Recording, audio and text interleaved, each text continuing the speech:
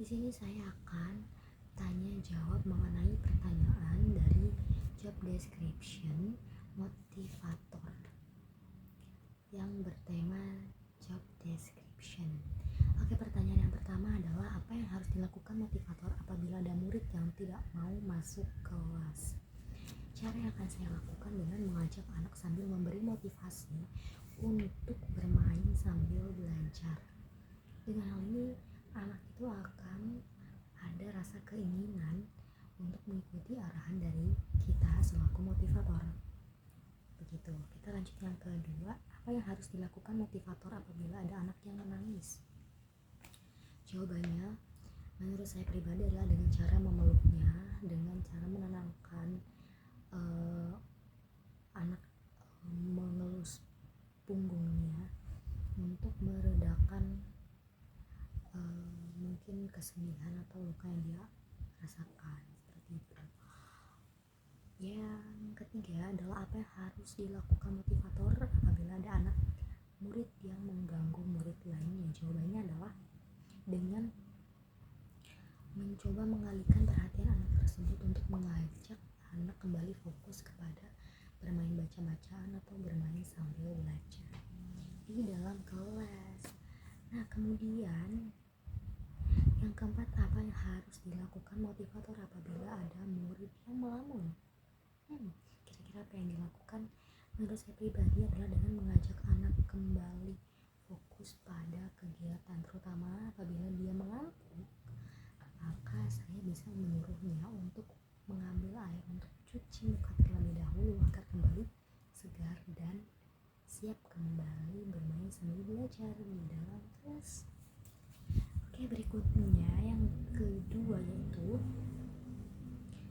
tanya jawab tentang tema tugas tanggung jawab motivator. Pertanyaan yang pertama, apa target suasana dan kegiatan di kelas Bimba IWO yang harus dicapai oleh motivator? Jawabannya adalah keamanan dan juga kenyamanan.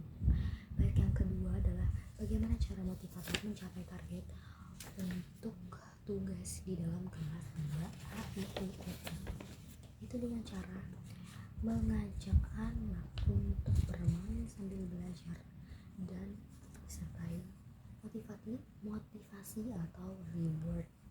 Ini penting dan perlu digarisbawahi karena anak itu senang apabila dia dipuji, karena maksudnya memberikan motivasi kepada anak justru mendorong rasa keingintahuan dia untuk menggali atau terus termotivasi, seperti itu.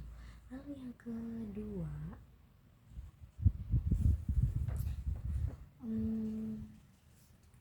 yang bagian B, apa tanggung jawab utama motivator Bimba? Jawabannya adalah tanggung jawabnya disingkat JUDI tangkap, yaitu jujur, disiplin, tanggung jawab, kerjasama, dan juga peduli. Berikutnya tentang tanya jawab mengenai tanggung jawab motivator di dalam kelas. Berikut ini ada yang pertama, apa yang harus dilakukan motivator untuk menjadikan suasana di kelas itu menjadi aman? Bagaimana cara yang dilakukan motivator? Menurut saya pribadi yang telah saya amati, observasi, kemudian beberapa hari ini saya rasakan dengan cara mengajak anak itu bermain. Rasa aman itu terjadi ketika kita juga ikut mengawasi dan mengendalikan situasi keamanan di kelas. Anak-anak yang menjadi tanggung jawab seorang motivator juga harus diawasi, diajak untuk termotivasi dalam bermain sambil belajar. Yang kedua, apa yang harus dilakukan motivator untuk menjadikan suasana di kelas menjadi nyaman? Kalau yang pertama itu tadi aman, yang kedua ini nyaman.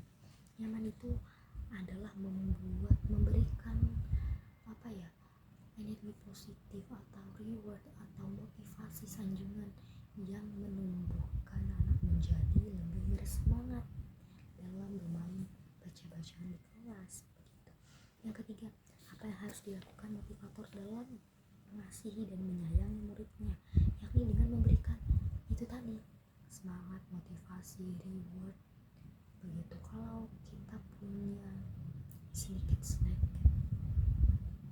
kita bisa berikan mungkin yang aman ya bagi anak, yang tidak menimbulkan atau tidak mengandung MSG gitu. Kita bisa berikan kepada anak tidak mengandung banyak gula begitu. Yang keempat adalah apa yang harus dilakukan motivator untuk menjadikan kegiatan bermain dan belajar itu menyenangkan, yakni dengan afeksi, dengan